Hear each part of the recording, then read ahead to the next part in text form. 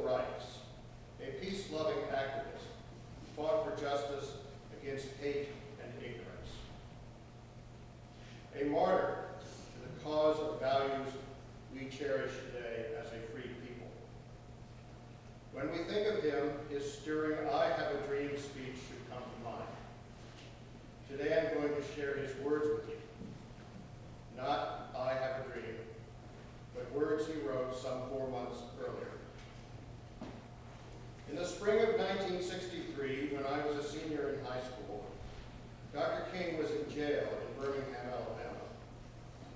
He had gone to Birmingham to organize the city's black population in peaceful resistance to the segregationist system that deliberately denied African Americans their rights as citizens and prevented their full participation in the economic and public life of the city. As his activities involved civil disobedience to city laws and regulations, he was arrested and imprisoned. A group of well-meaning Christian clergymen, both black and white, alarmed that Dr. King's activities might provoke racial unrest and violence, publicly called his visit to the city unwise and untimely. They saw his activities as extremist and were, in effect, asking him to leave Birmingham. In reflection on their concern, he responded. Using scraps of paper given him by a fellow prisoner, he wrote his letter from a Birmingham jail. It was an open letter that would later be published. It is dated April 16, 1963. Time prohibits my reading the entire letter. Therefore, I will just read excerpts. And this is what he wrote. There can be no gainsaying the fact that racial injustice engulfs this community. Birmingham is probably the most thoroughly segregated city in the United States.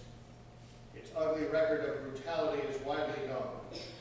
Negroes have experienced grossly unjust treatment in the courts. There have been more unsolved bombings of Negro homes and churches in Birmingham than in any other city in the nation. These are the hard, brutal facts of the case.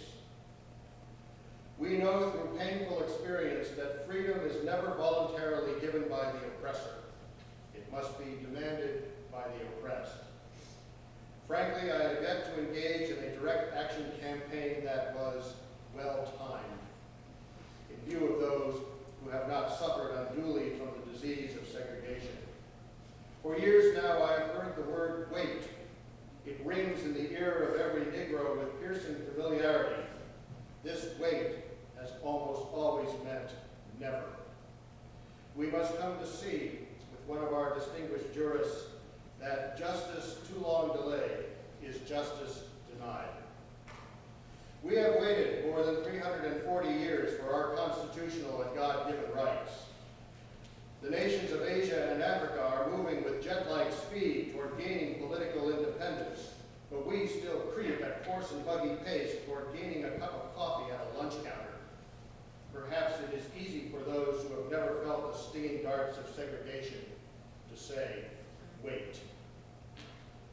But when you have seen vicious mobs lynch your mothers and fathers at will and drown your sisters and brothers at whim, when you have seen hate-filled policemen curse, kick, and even kill your black brothers and sisters, when you see the vast majority of your 20 million Negro brothers smothering in an airtight cage of poverty in the midst of an affluent society, when you suddenly find your tongue twisted and your speech stammering as you seek to explain to your 6-year-old daughter why she can't go to the public amusement park that has just been advertised on television, and see tears welling up in her eyes when she is told that Funtown is closed to colored children, and see ominous clouds of inferiority beginning to form in her little mental sky, and see her beginning to distort her personality by developing an unconscious bitterness toward white people.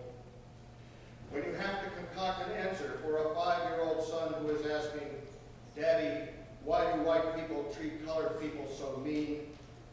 When you take a cross-country drive and find it necessary to sleep night after night in the uncomfortable corners of your automobile because no motel will accept you. When you are humiliated day in and day out by the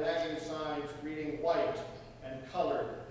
When your first name becomes nigger, your middle name becomes boy, however old you are, and your last name becomes John, and your wife and mother are never given the respected title, Mrs. When you are harried by day and haunted by night by the fact that you are a Negro, living constantly a tiptoe stance, never quite knowing what to expect next, and are plagued with inner fears and outer resentments.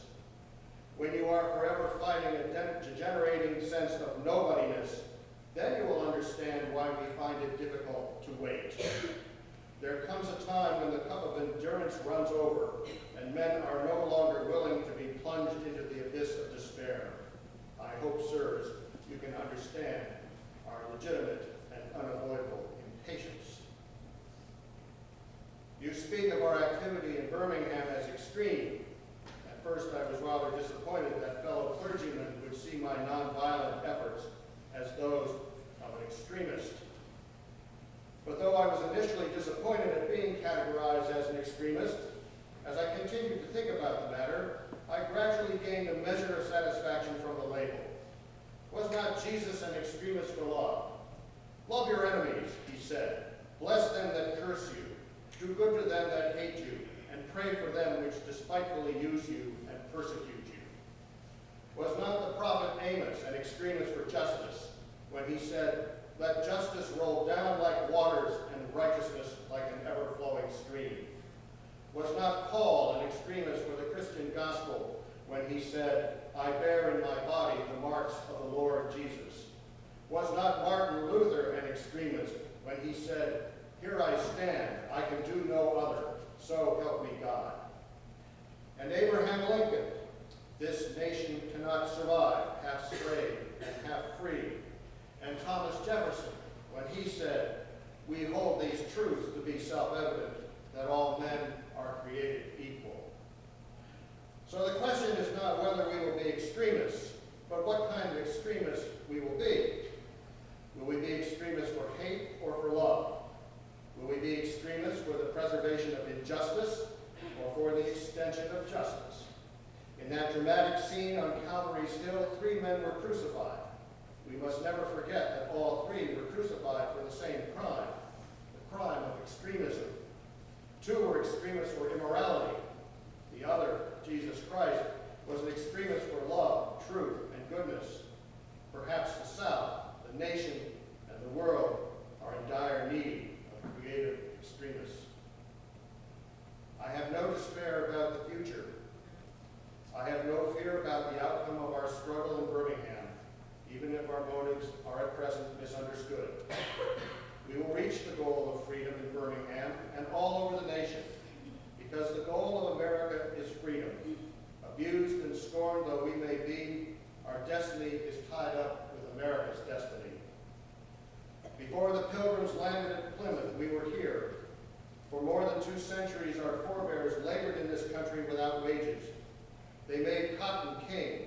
They built the homes of their masters while suffering gross injustice and shameful humiliation.